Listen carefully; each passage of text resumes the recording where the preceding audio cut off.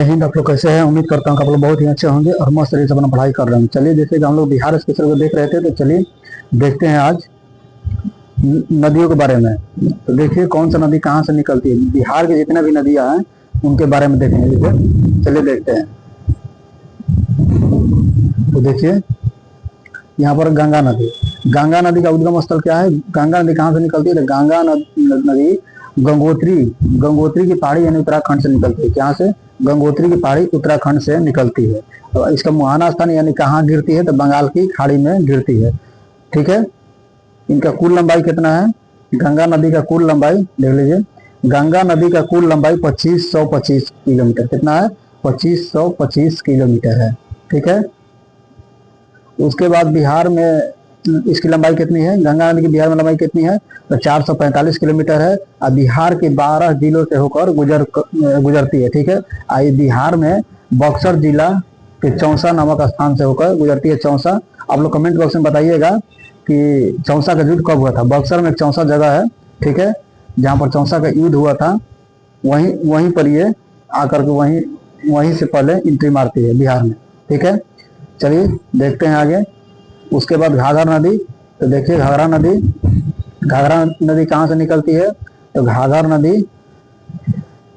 ये देख लीजिए नमपा नेपाल से निकलती है। कहाँ से? नमपा नेपाल से निकलती है। ये कहाँ के मिलती है? छापरा के निकट गंगा नदी में। कहाँ मिलती है? छापरा के निकट आकर गंगा नदी में। और उत्तर प्रदेश में ये बाढ़ का कारण है। घाघर नदी के कारण ही उत्तर प्रदेश में बाढ़ आता है। इसका दूसरा नाम है सरयू नदी। क्या नाम है इसका? सरयू नदी। अब बिहार में प्रवेश सारण जिला में करती है। कहाँ से? बिहार में इसका प्रवेश सारण जिला में करती है। बिहार में इसकी लंबाई कितना है? 83 किलोमीटर है। कितना? 83 किलोमीटर है। चलिए आगे देख लेते हैं। देखिए गंडक नदी के बारे में। तो देखिए गंडक नदी। तो गंडक नदी देखिए ये कहाँ से निकलती है? गंडक नदी, तो गंडक नदी निकलती है नेपाल हिमालय से। कहाँ से निकलती है? नेपाल हिमालय से निकलती है। इसका ये संगम स्थल कहाँ है? ये कहाँ के मिलती है? ये सोनपुर में पलहेजा घाट। ठीक है। सोनपुर में पलहेजा घाट में आके ये मिलती है। ठीक है। इसका पुराना नाम क्या है? सादा नीरा है। इसका अन्य नाम है शालिग्राम और नारायणी। शालिग्राम और नारायणी। ठीक है। चलिए आगे देखते हैं। ये देखिए यहाँ पर कमला नदी।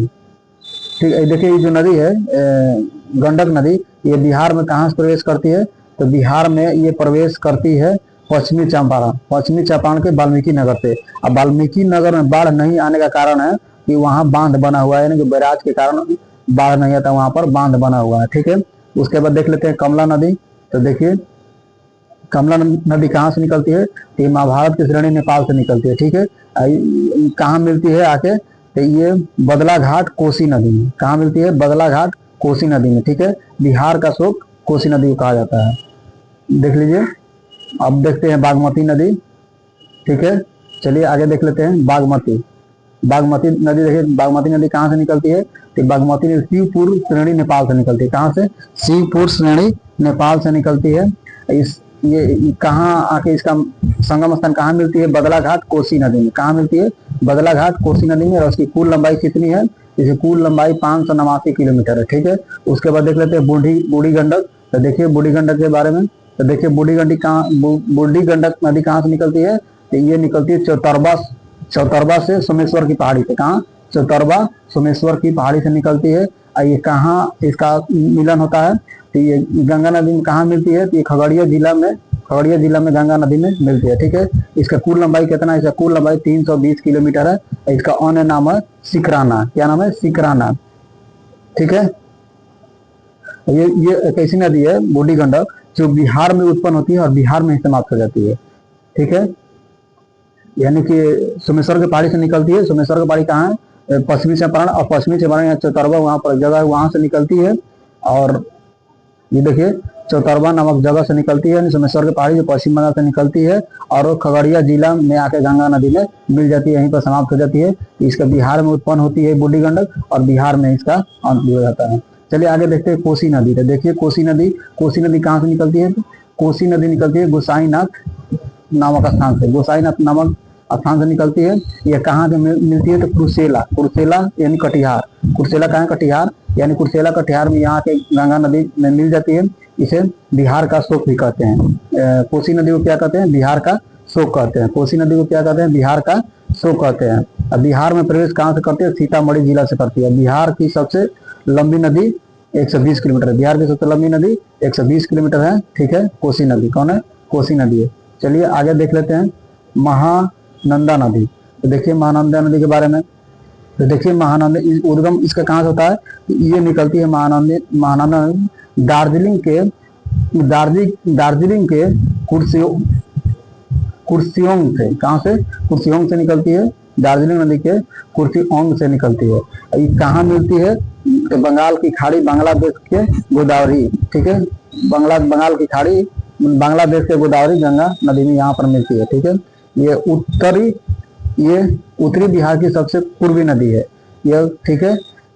यह गंगा में बाएं तरफ से मिलने वाली अंतिम नदी है। गंगा में बाएं तरफ से मिलने वाली अंतिम नदी है कौन? महानंदा। जैसे ही आप देखेंगे, जैसे मान लीजिए कि ये हो गया,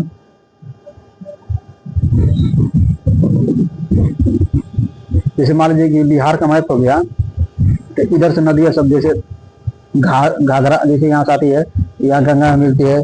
घाघर नदी हो गया, गंडक नदी हो गया, बूढ़ी गंडक नदी हो गया, ठीक है। उसके बाद कोसी नदी हो गया, फिर ये महानदी हो गया। तो महानंदा नदी यहाँ सबसे अंतिम में, यानी कि सबसे पूरब में मिलती है, आके यहाँ पर मिलती है, ठीक है। चलिए आगे देखते हैं, आगे देख लेते हैं। तो देखिए बिहार में प्रवेश कहाँ से होता है? किशनगंज से होता है। बिहार में प्रवेश कहाँ से नदी करती है? किशनगंज से करती है, ठीक है। महानदी कहाँ? महानंदा नदी बिहार में कहाँ से प्रवेश करती है? किशनगंज। चलिए सोनपुर देख लेते हैं, सोन नदी के बारे में देखते हैं। देखिए सोन नदी कहाँ से? अमरकंटक की पहाड़ी मध्य प्रदेश से निकलती है। अमरकंटक का पहाड़ी मध्य प्रदेश से निकलती है। कौन सा जिला? अनूपपुर से निकलती है। अनूपपुर से निकलती है। ये कहाँ के मिलती है? पटना के मनेर गांव, पटना के मनेर गांव, ठीक है। मनेर के पास ये आके मिल जाती है, ठीक है। गंगा की दक्षिणी सहायक नदियों में इसकी लंबाई सबसे अधिक है। कितनी है? 760 किलोमीटर। कितनी है? 760 किलोमीटर। अब बिहार में प्रवेश कहाँ से करती है? रोहतास जिला से। कहाँ से? रोहतास जिला से, ठीक है। चलिए आगे देख लेते हैं पुनपुन नदी। कौन सा? पुनपुन नदी को देखते हैं। तो देखिए पुनपुन नदी ये कहाँ से निकलती है? छोटा नागपुर के पठार से निकलती है, पलामू जिला झारखंड से, ठीक है। ये कहाँ मिलती है? पटना के फतुहा गंगा नदी में आके मिलती है, ठीक है। पुनपुन नदी, ठीक है। अब देख लेते हैं फाल्गु नदी। चलिए देख लेते हैं, पुनपुन नदी हो गया। अब देख लेते हैं फाल्गु नदी। कौन सी? फाल्गु नदी। फाल्गु नदी कहाँ से निकलती है? छोटा नागपुर के पठार से, पलामू जिला से भी निकलती है। और कहाँ मिलती है? तो पुनपुन नदी में मिलती है। पुनपुन नदी में मिलती है। इसका मुख्य धारा निरंजना कहलाती है, जो बोध गया के पास मोहना नदी से मिलती है, ठीक है। उसके बाद चलिए देख लेते हैं क्यू नदी। क्यू नदी देखिए, क्यू नदी कहाँ से निकलती है? तो क्यू नदी गिरिडीह की तीसरी पहाड़ी गिरिडीह से निकलती है, ठीक है। झारखंड से, गिरिडीह झारखंड से निकलती है। ये सूरजगढ़ा लखीसराय में आके मिल जाती है, ठीक है। ये बिहार में प्रवेश जमुई जिला से करती है। कहाँ से? ये बिहार में किस जिला से प्रवेश करती है? ये जमुई जिला से प्रवेश करती है, ठीक है। चलिए देख लेते हैं ये कौन सा कुंड कहाँ है। देखिए जैसे ब्रह्म कुंड हो गया, सूर्य कुंड हो गया, नानक कुंड हो गया। देखिए यहाँ से ब्रह्म कुंड हो गया, सूर्य कुंड हो गया, नानक कुंड हो गया, ठीक है। उसके बाद गोमुख और मुखदम कुंड, ये सब कहाँ है? तो ये राजगीर में है। ये देखिए गरम कुंड है, ठीक है। ये सब गरम कुंड है। जैसे मुंगेर में देख लीजिए कौन कौन सा कुंड है। मुंगेर में सीता कुंड है, रामेश्वर कुंड है, लक्ष्मण कुंड है और ऋषि कुंड है। ये कहाँ है? ये सब मुंगेर में है। कहाँ? मुंगेर में है, ठीक है। अब देखिए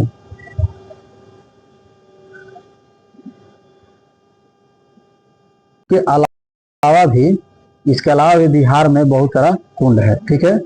चलिए आगे देख लेते हैं।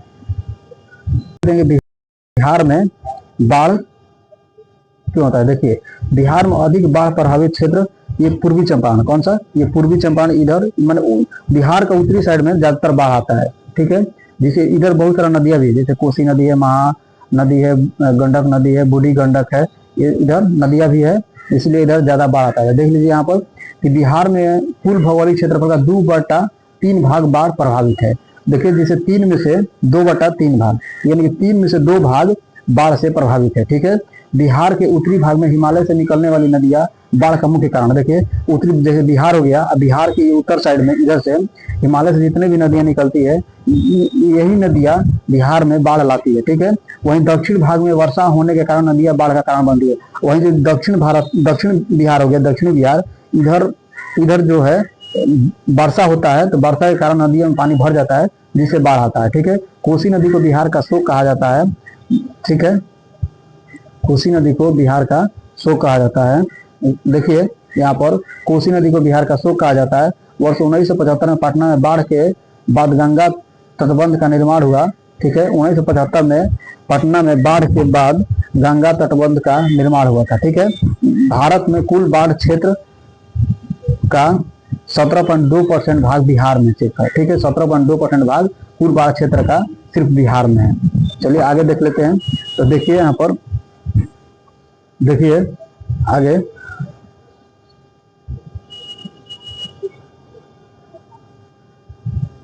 ये कुछ परियोजना देख लेते हैं। नदी परियोजना तो देखिए सोन नदी परियोजना किस नदी पर है? तो सोन नदी पर है। सोन नदी परियोजना तो सोन नदी पर होगा। ठीक है, यह सोन नदी पर स्थित है। इसकी कुल लंबाई कितनी है? 130 किलोमीटर है।